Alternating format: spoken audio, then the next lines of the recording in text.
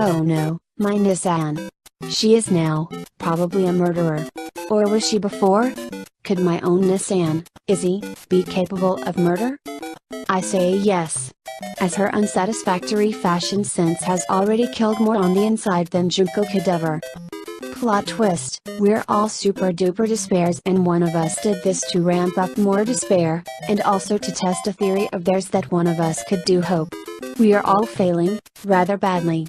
The mastermind expected this.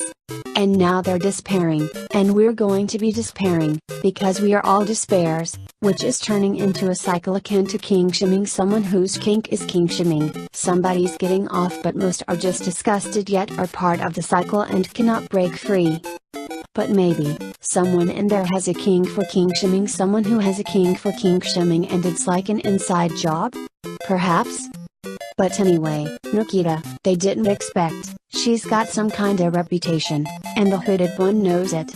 Or perhaps some personal history? Or perhaps, Nikita is the little, although tall, hopeling among us. Which is why she's upon Hoodie's hit list. It's also possible we're all hope and Nikita is despair, but I severely doubt it. After all, Izzy's drab sense of fashion has murdered the thousands. No type of hope could wear those jeans with that top. No offense Izzy, but, really. Here we are at SeaWorld, Flint Kun, she said so thoughtfully, so empathetically. Flint was mad. His breasts were sore because he was ragging it hardcore. Haley was very excited to be at SeaWorld. She jumped up and down and clapped at every fish tank and screamed and laughed on every ride. Boy, does Haley-chan love the Disney world of fish. Flint was disgusted. He hates fish. Haley turned to him, making Thank you all for your kind reactions to my words. But I don't think my speech is all too absurd. Absurdity is like chasing a cat you'd like to pet and then finding it hidden, shivering in a wastebasket alone, vomiting some strange liquid. So, as you don't know this sick cat very well, you take the entire wastebasket into your hands until you find a sufficient cat-carrying box. Then, you find that this poor thing is terrified of you. You are a bit afraid, but cats can smell fear. You will not panic. You will save this cat. By the time you find a sufficient carrying case, about 30 minutes, the cat has stopped its onus and slightly trusts you. It knows its life is in your hands, and is forced to trust you for that reason, and that reason alone. In an attempt to console it, as it meows loudly, you meow along with it. It is now acting like Hinata Hajime. It has an urge, it is scared, sassy and also full of unseen hope. But this light of hope is fading as its life is slowly fading. You are pulling to the animal hospital, you have no idea what is to come. You only want to save this poor cat, this sadly forsaken beacon of hope. You arrive, and you're sweating. Panting. The cat is in a somewhat relaxed position. The vit's clothes are slovenly and slowly dragged towards your general area. Along with the vit itself. The long, shadowy dark figure consumes your cat in its case, and you sit in the waiting room. You hope it won't be too long. You are very concerned for this cat. You have nothing else to do but hope. Hope it will recover. The waiting room beckons to your desires. It is quiet. There is a small amount of magazines for older people who never had the technical nor foresight bring a smartphone in this 21st century. One of them is Cat Fancy, one is Forbes, another on parenting, etc. One you don't see is a blank pamphlet. You'd like to pick it up, but it is on your right side. You have no right arm. You lost it in creating a suitable cat-carrying case for the poor thing. You don't know what you'll name him. You remember he reminded you of Hinata Hajime. So, that will be his name, you decide. A bell rings. The cat is ready. You walk to the counter. A person masquerading as human is there, but you know Phyllis. She is really a hive mind of several lizards controlling 3 midgets in a trench coat. You liked her in high school. She was going out with Chad, the football quarterback and pride of the school. Chad did not love her in the way she deserved, in your opinion, but he made her a strange type of happy. So you never told Phyllis you liked her then. You wanted her to be happy. even if it meant the death of your own emotions. They were worthless in the face of a cutie's happiness like her own. This entire interaction with Phyllis hadn't even begun, and already painful memories had flooded your mind. You could feel your inferiority complex flaring. You buried these feelings so long ago. Your therapist will not be happy with you. And by extension, no one will. You realize at this point, you're standing in front of a counter that Phyllis is behind, you're internally sweating and trembling, and you haven't said a word. You don't know if Phyllis has said anything. At this point, you can't hear. You regret this interaction entirely. But you cannot, you will not show weakness. You've been strong for far too long. You refuse to lay down and die here, in front of the girl who will never love you and the cat whose life is in your hands.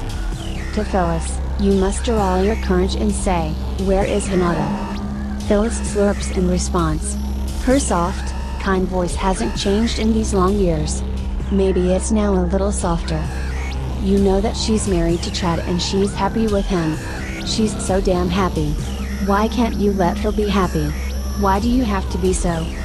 No. You can't do this again. Your heart aches for her. There's a falling rock in your stomach, and any butterflies have probably been crushed by them. You wipe your forehead sweat. You close your eyes and open hard.